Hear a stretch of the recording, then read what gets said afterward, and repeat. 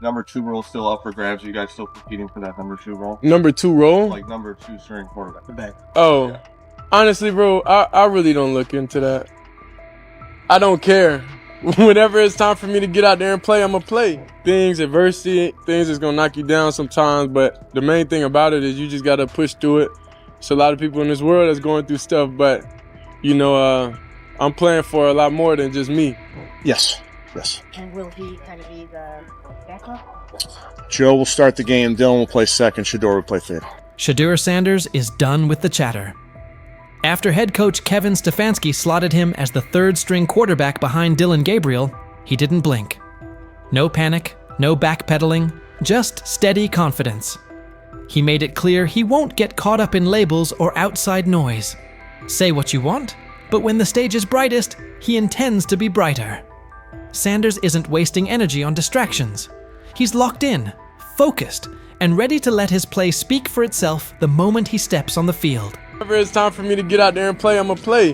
Whenever it's time for the lights to come on, I'm going to do my thing. I'm not concerned about when it is. I'm not concerned about, you know, how many reps I'm getting at this point is what it is. Because I know when the lights come on, when everything going, when the pressure's on, you know who I am. Shedeur Sanders isn't losing sleep over Kevin Stefanski's depth chart or the situation around it.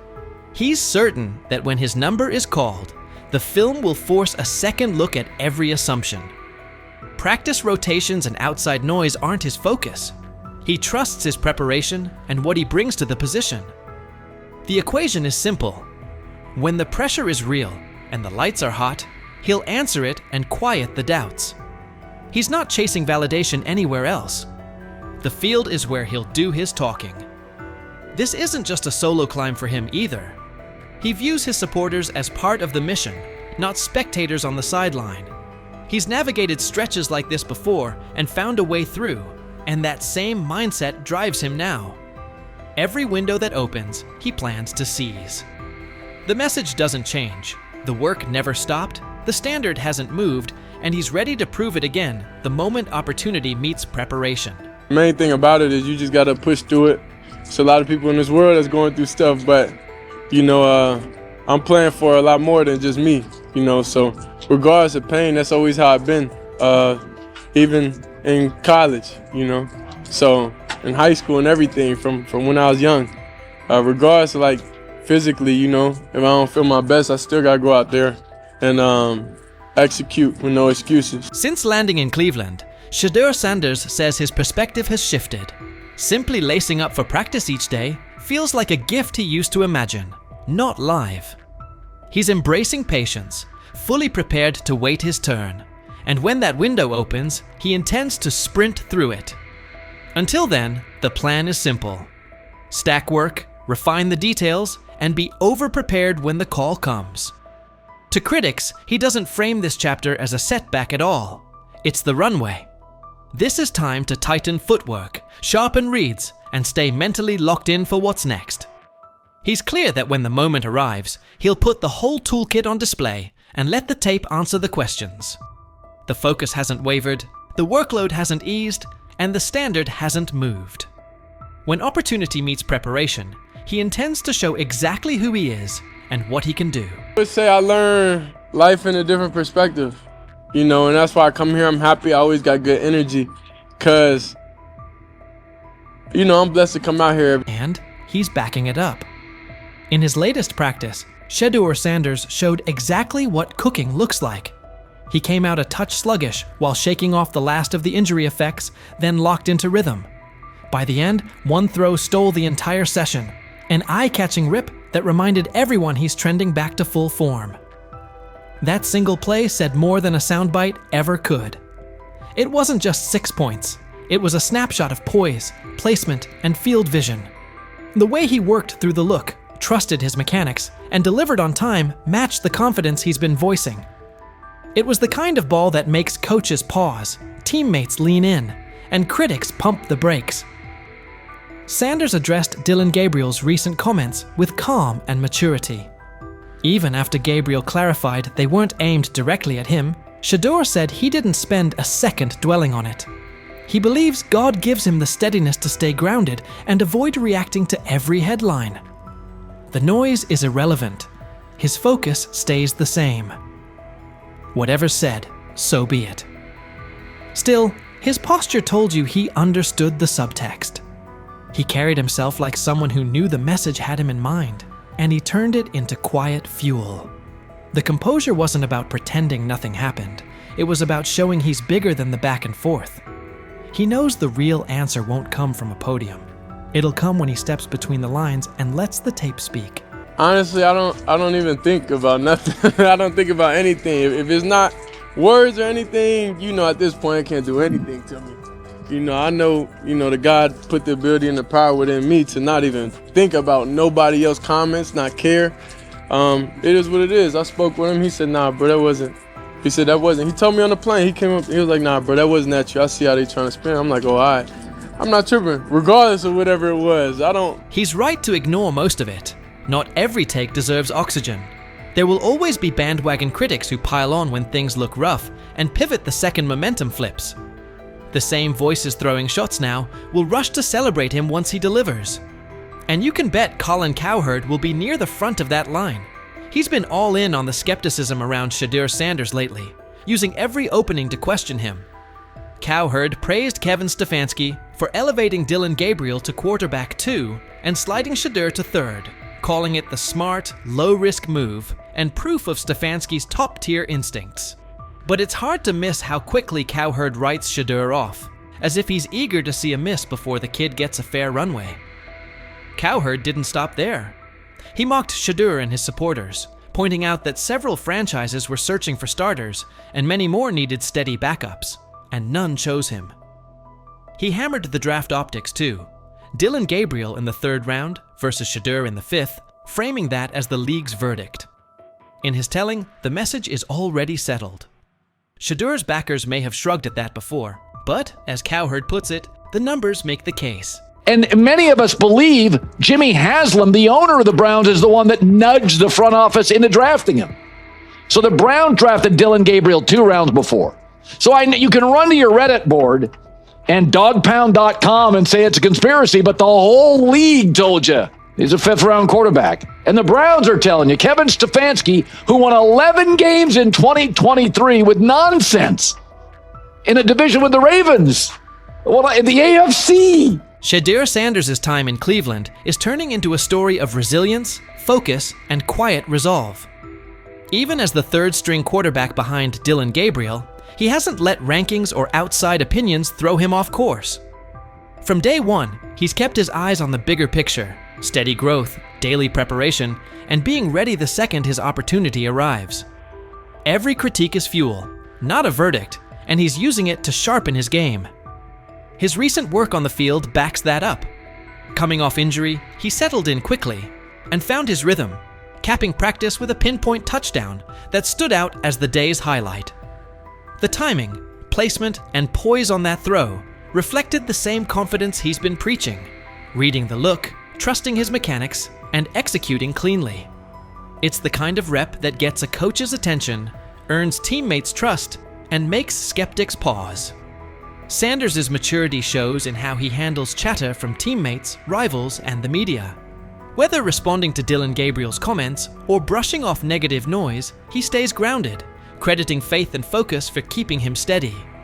He knows the talk is part of the job, and he's committed to letting the film speak louder than any quote. Meanwhile, critics like Colin Cowherd have leaned into the doubts, pointing to draft status, Gabriel in the 3rd round, Shedeur in the 5th, and the lack of immediate interest from teams as proof the league has already made up its mind. Sanders isn't letting that define him. He understands success isn't about early labels. It's about persistence, preparation, and performance when it counts. As he keeps stacking work and embracing each rep, it's clear he's preparing for the moment his potential becomes undeniable. The road may be tough, but his discipline and mindset suggest he's more than capable of rising above doubt and making his mark in the NFL. What's your read on Shedeur Sanders' approach so far? Do you think his patience and focus will pay off once he gets real snaps? And how much do takes like Colin Cowherd's actually impact a young quarterback? Do they hinder, or do they add fuel? So he says, this is exactly what he says.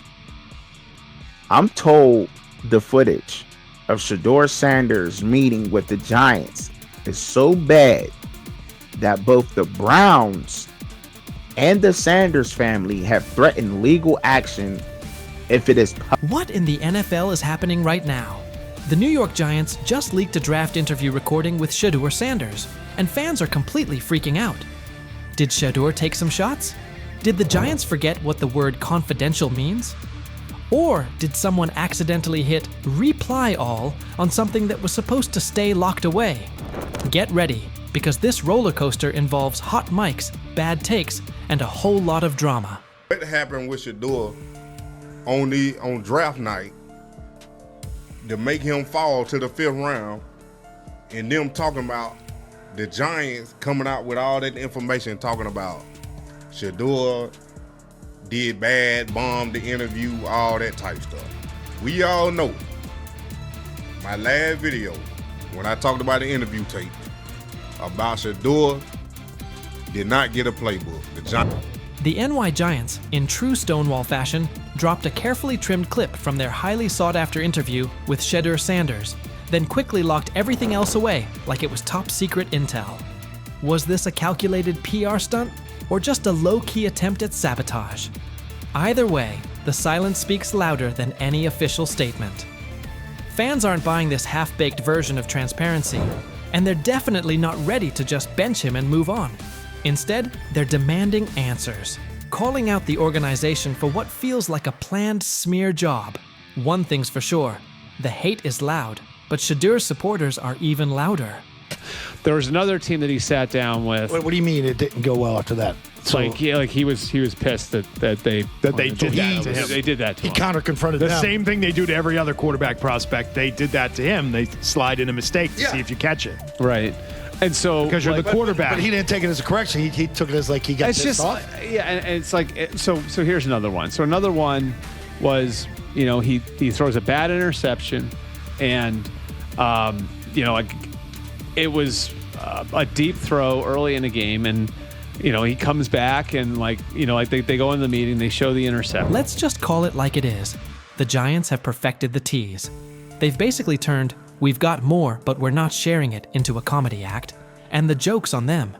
It's like they're standing center stage, booing themselves. Oh, you want more? Too bad. We're guarding it like Grandma's secret lasagna recipe. Congrats, Giants. You've officially become the talk of TikTok, X, and even Aunt Barbara's Facebook. Yep, the holy trinity of online outrage. This whole thing screams drama, screams petty, and definitely screams PR disaster in a fitted cap. Just release the full tape before fans start pulling up to headquarters with pitchforks. And popcorn. GM is getting fired. The GM, who was that nigga that Jaden Daniels.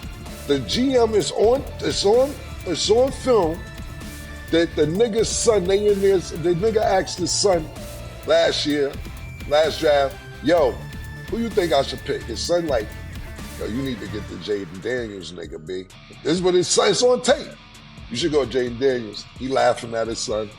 And all right, cool, get Jaden Daniels. I don't even know how that tape got out. I wouldn't have let the shit get out personally. Meanwhile, Shedeur, the latest poster boy for maybe the Giants don't like talent unless it's dressed in blue and red confetti, is soaking it all in like it's just another day at practice. And here's the best part of the irony. The Giants tried to label him as all hype, no substance, a paper tiger. But instead, they accidentally turned him into the hottest name being mentioned by every sports analyst out there. They tried to bury the story, but somehow ended up stamping it in bold. It's the classic case of ignoring a trending conversation for so long that sure, people get annoyed, but at the same time, they keep your name alive better than your own PR team ever could. It's funny. New York Giants, where these tapes at? You hear me? Because if Shedeur Sanders was so unprofessional, y'all would have leaked the tapes for the whole world could see, right? Because understand, it's a lot of he say, she say. But one thing I do know, as a young black man growing up in this world, being straightforward and not sugarcoat anything. Oh, this narrative is pure gold. Giants PR completely skipped subtlety and went straight to the "we don't like his dad" playbook. A move so awkward, it's like trying to dunk and ending up in a kiddie pool. You can almost picture them brainstorming it. Yeah, we're just not fans of QB families that aren't ours. Because nothing screams professionalism quite like having zero self-awareness. And the fan reactions? Absolutely priceless. That one little clip was all it took to set the internet on fire. Keyboards everywhere started lighting up. People are asking, why hide the good stuff? What are you trying to cover up? If there's really nothing to hide, why not just drop the full thing? And spoiler alert, they weren't whispering. Social media exploded faster than a New York City grill on Memorial Day weekend. Them out. Another moment. What they do during the film and the combine and the meetings is teams will install mistakes intentionally planted in the install, and they want you to catch them. Shedeur didn't, and when a coach called him out, once again, it didn't sit well.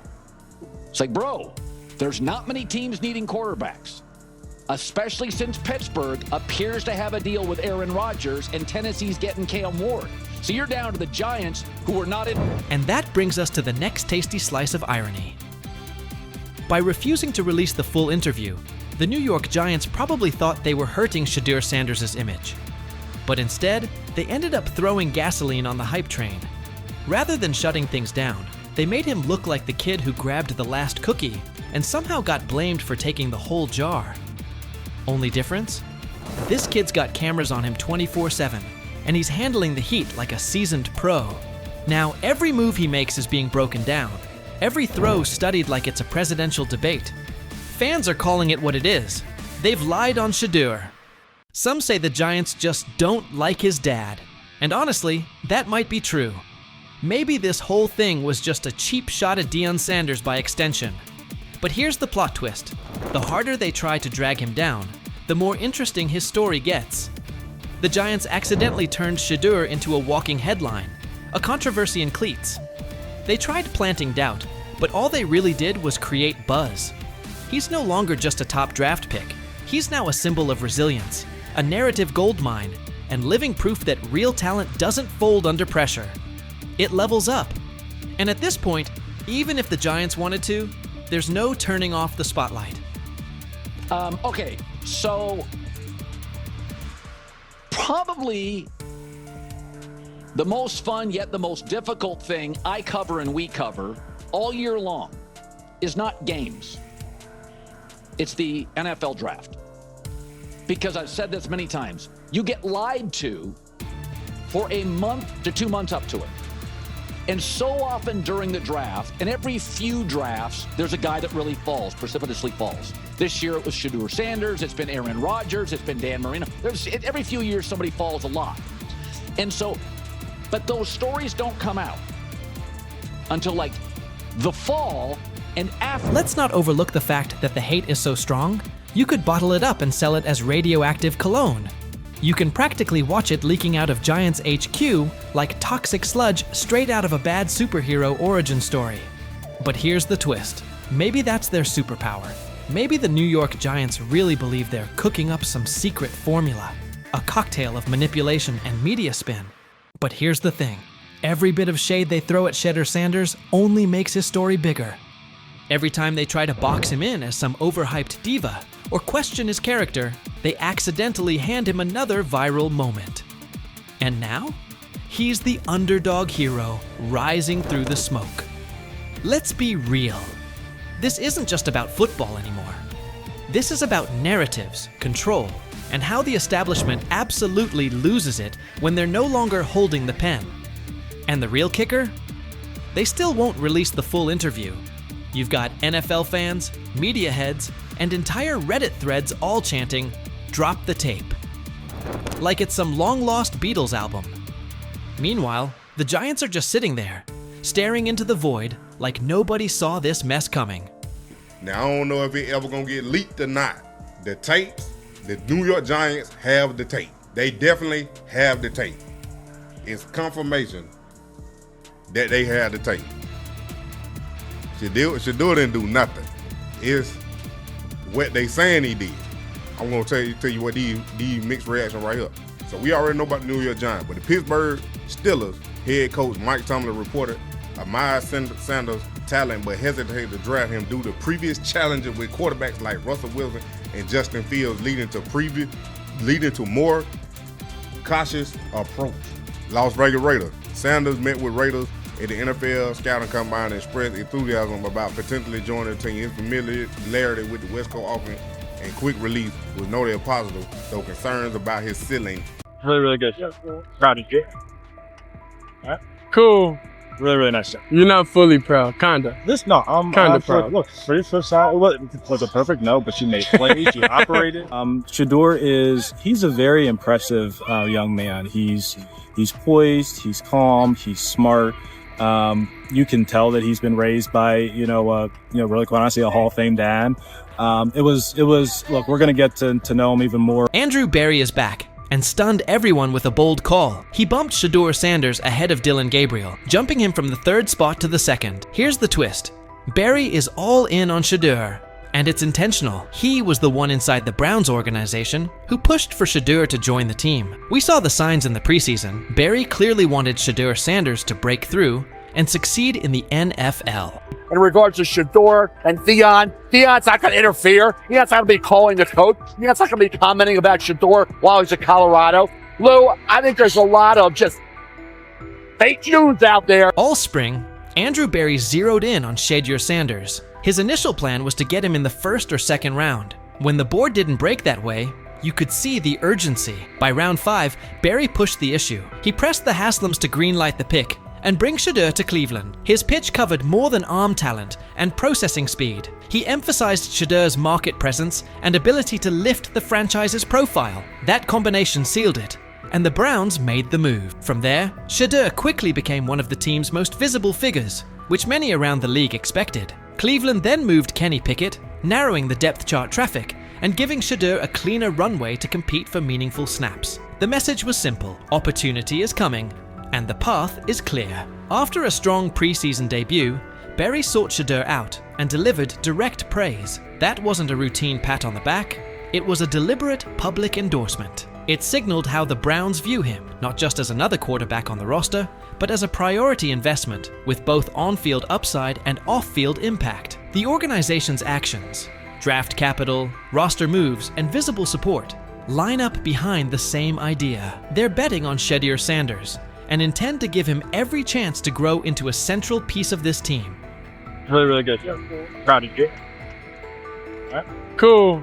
Really, really nice job. You're not fully proud, kinda. I'm kinda proud. Look, for the flip side, it was a perfect no, but she made plays, she operated, it's just stacked. I love when you tell the facts, dude. No, but it's okay. Listen, you did a nice job. Andrew Berry's bet on Shedeur Sanders is aging well, and the media is starting to echo that view. Mary Kay Cabot recently argued that Shedeur is the primary reason the Cleveland Browns remain in the conversation after a rough year. In her view, amid team-wide struggles, it's Sanders' presence, his profile, buzz, and flashes that kept Cleveland from slipping out of the spotlight entirely. Without him, she suggests, the Browns likely drift off the national radar. That ripple effect validates Berry's aggressive stance. The move wasn't just about a depth chart. It was about relevance and upside. Cabot also underscored that Shedeur isn't merely a headline. He's a quarterback with real runway to grow. His tools and poise are too substantial for Cleveland to park on the sidelines, and she pushed for a genuine opportunity to see what he can be with proper support. The calculus is straightforward. If he meets expectations, the Browns have a young centerpiece. If he doesn't, the organization can still reassess and pivot. Either way, the signal is clear. Berry's conviction in Shedeur Sanders has positioned Cleveland to capture attention now, while exploring a ceiling that could reshape the team's future. It was too much value to pass up there, a developmental quarterback that they could take a look at and just kind of see what they had. Right now, his upside clearly outweighs the downside. It's a bet the team can't ignore. After Shedeur Sanders' tough preseason outing, when critics jumped in, Andrew Berry didn't let it drift. Instead of excuses, he acted. He pulled the entire offensive line that had been on the field with Shedeur. That decision shook the building and made the front office's stance obvious. Protect the quarterback, give him a fair evaluation, and set him up to succeed. It signaled full investment in his development. Barry's move wasn't just a swap of personnel, it set a standard. He pushed for accountability, demanded changes, and focused on building a setting where Shedeur can grow instead of being put in losing spots. It's one of the strongest steps in reshaping the Browns roster and shows real trust in Shedeur's trajectory. There's also a bigger plan here. These choices aren't only about one game. They're tied to the long-term quarterback picture. With Dillon Gabriel's physical limitations and Kenny Pickett gone,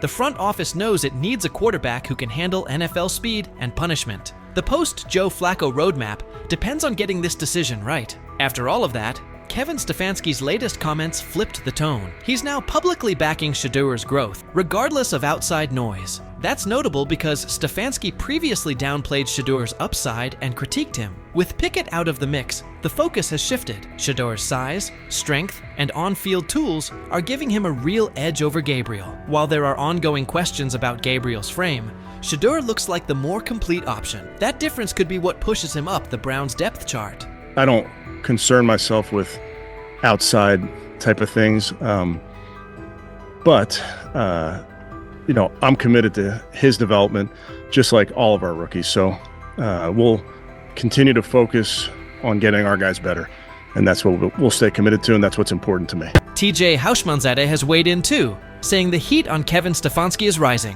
and a lot of it stems from Andrew Berry's aggressive choices. Houshmandzadeh pointed out that the microscope on Cleveland's quarterback plan is getting sharper, leaving Stefanski with little room for error. His warning was direct. If Stefanski keeps capping Shedeur Sanders' role or downplaying his importance, it could put his job at risk. With the front office and fan base tracking every move and Berry firmly behind Shedeur, any attempt to slow him down could push Stefanski onto the hot seat. Bottom line, Berry's steadfast backing of Shedeur Sanders now defines the Browns' quarterback landscape, and the ripple effects are everywhere. From the early draft push to the decisive preseason calls, Berry has made it clear he intends to give Shedeur a real runway. That stance hasn't just shifted the depth chart, it's also forced key figures, Stefanski included, to recalibrate their approach. What used to be a conversation full of doubts about Shedeur's ceiling has turned into a high-stakes pivot point, with Berry's conviction driving the agenda. As the pressure builds, Stefanski stands at a decision point. The spotlight on Shedeur, the expectations from fans, and the backing from the front office leave minimal margin for missteps. Stefanski has to balance his system with the reality that Berry's faith in Shedeur is now central to the team's direction. The future of the position in Cleveland may hinge on how well Stefanski manages that balance. With Berry all in, the trajectory looks promising, but Stefanski's choices in the coming months will determine whether Shedeur's rise takes off or stalls. What's your read on Andrew Berry's aggressive approach and the pressure on Kevin Stefanski? Do you back Berry's unwavering commitment to Shedeur Sanders? Or is it too much risk for a young quarterback? And how do you feel about Stefanski's shift in tone, given his earlier skepticism? Share your take below. Does this pressure cooker sharpen the Browns, or set them up to stumble?